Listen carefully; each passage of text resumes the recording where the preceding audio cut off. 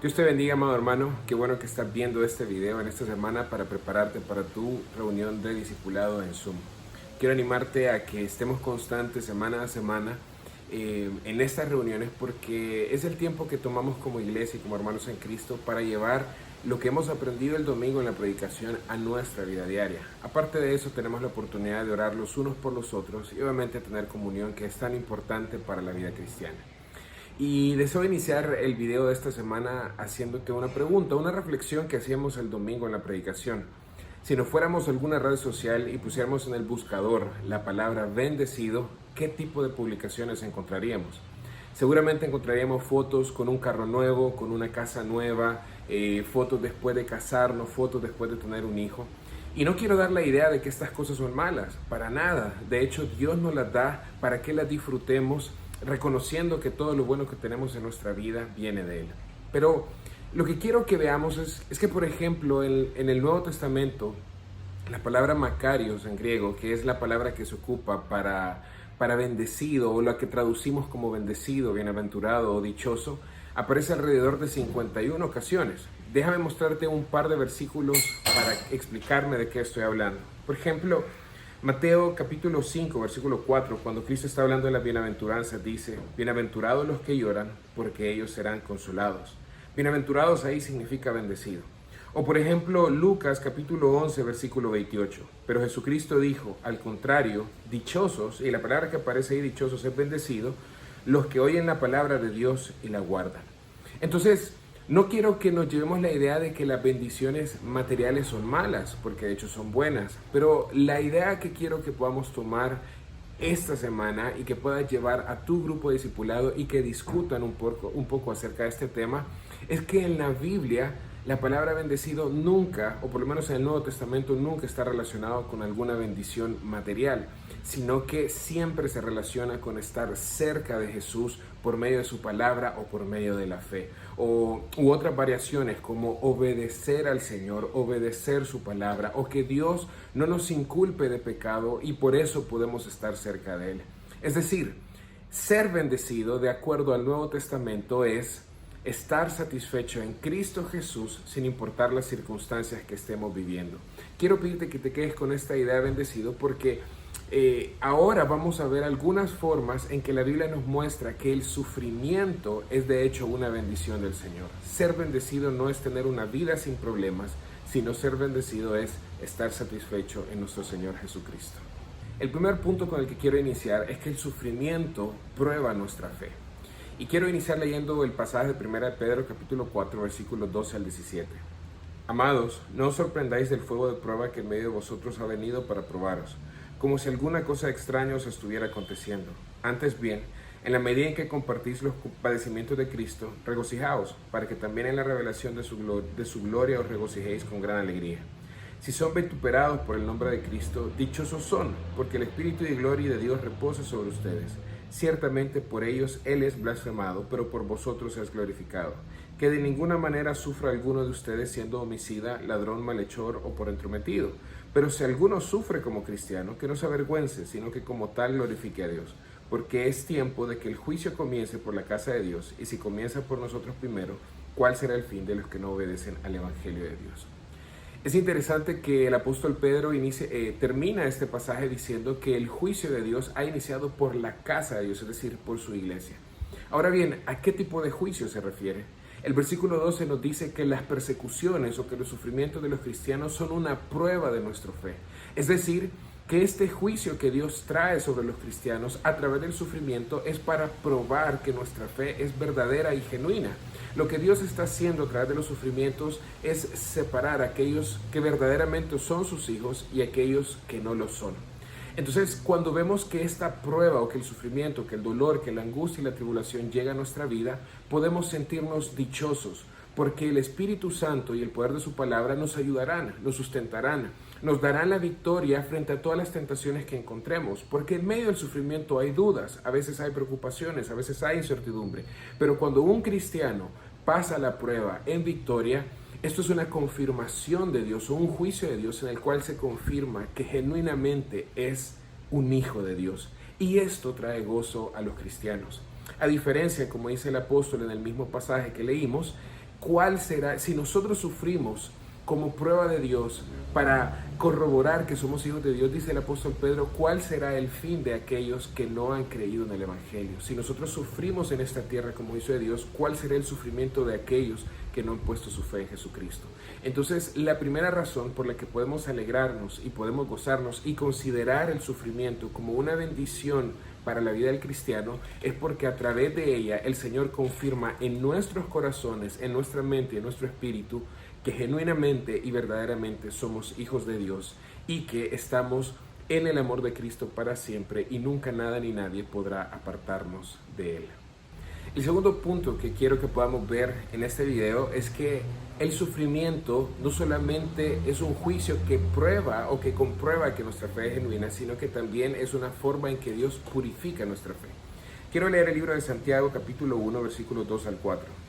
Tened por sumo gozo, hermanos míos, el que os halléis en diversas pruebas, sabiendo que la prueba de vuestra fe produce paciencia, y que la paciencia ha de tener su perfecto resultado, para que sean perfectos y completos, sin que os falte nada. Es interesante que no solo Pedro, sino que Santiago también, y de hecho el apóstol Pablo también nos dice que los sufrimientos o las pruebas o dificultades que encontremos son una prueba de Dios a nuestra fe, son una forma en que nuestra fe es pasada por el fuego con diferentes propósitos. Y en el caso del pasaje de Santiago que acabamos de ver, vemos que el sufrimiento produce en nosotros paciencia.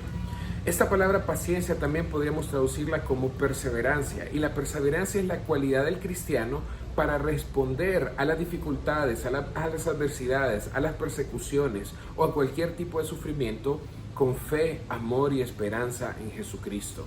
Es decir, que mientras nosotros sufrimos, Dios está obrando en nosotros una respuesta correcta frente a cualquier circunstancia que vivamos.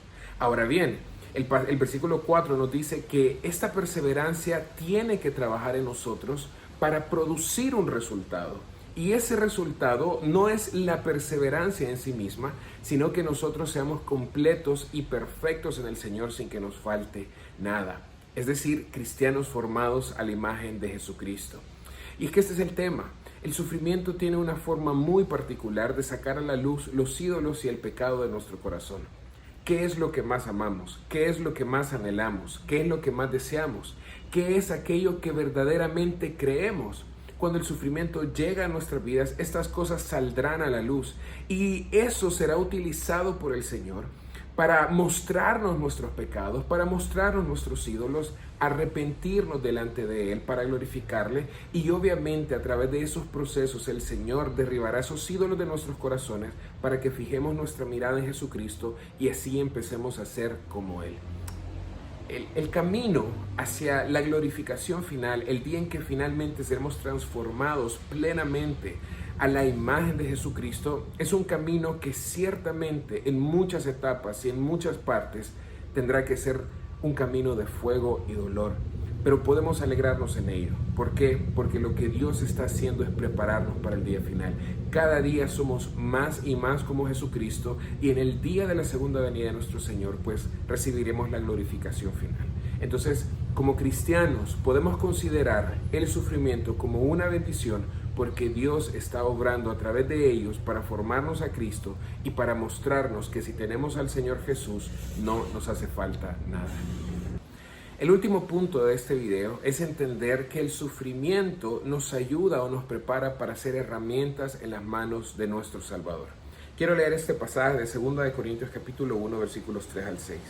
Bendito sea el Dios y Padre de nuestro Señor Jesucristo, Padre de misericordias y Dios de toda consolación, el cual nos consuela en toda tribulación nuestra, para que nosotros podamos consolar a los que están en cualquier aflicción con el consuelo con que nosotros mismos somos consolados por Dios.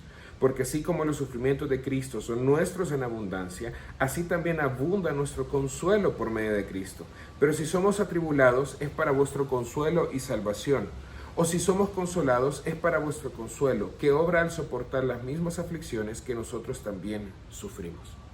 El versículo que acabamos de leer nos enseña que el que nos consuela a nosotros en las tribulaciones es el Padre. Él trae a nosotros fortaleza, consuelo, ánimo en medio de los valles oscuros que debemos transitar por nuestra vida. Pero esto es lo interesante. La Biblia nos dice, este pasaje nos enseña que el propósito de Dios en medio de ese sufrimiento y ese consuelo que Dios trae a nosotros no se termina ahí, sino que va más allá de nuestra propia paz y es ser herramientas en las manos de Dios para que ese consuelo llegue a otras personas. El libro de Hechos, capítulo 20, versículo 35, nos enseña y nos recuerda que Jesucristo nos enseñó que es mejor dar que recibir. Y justamente ahora que estamos hablando del consuelo que recibimos cuando estamos en la tribulación, podemos recordar que el consuelo que viene a nosotros en medio de la tribulación no es para que lo cerremos y lo hagamos algo así como un agua que está estancada, que después de un tiempo ya no se puede beber. Más bien la idea es que lo que Dios trae a nuestra vida, siendo Él la fuente de agua viva, corra a través de nosotros para aquellos que están en dificultad. Y esto es lo hermoso, esto es lo bonito, que nuestro consuelo, nuestro gozo y nuestra paz, de hecho, se completan cuando nosotros somos herramientas en las manos de Dios. No significa que cuando Dios nos consuela en nuestra tribulación no recibimos paz, no recibimos gozo o ayuda, sino que vamos a saborear, vamos a poder comprobar el consuelo completo de Dios cuando después que nosotros hemos sido consolados podemos ser herramientas en las manos de Dios para llevar ese consuelo a otras personas. Entonces, como hijos de Dios, como cristianos, podemos considerar el sufrimiento como una bendición porque a través de él el Señor nos está puliendo para ser herramientas en sus manos. Entonces, recapitulando y cerrando este video, podemos considerar el sufrimiento como una bendición, primero porque a través de ellos el Señor nos comprueba y nos corrobora que somos hijos de Dios y eso trae paz a nuestro corazón.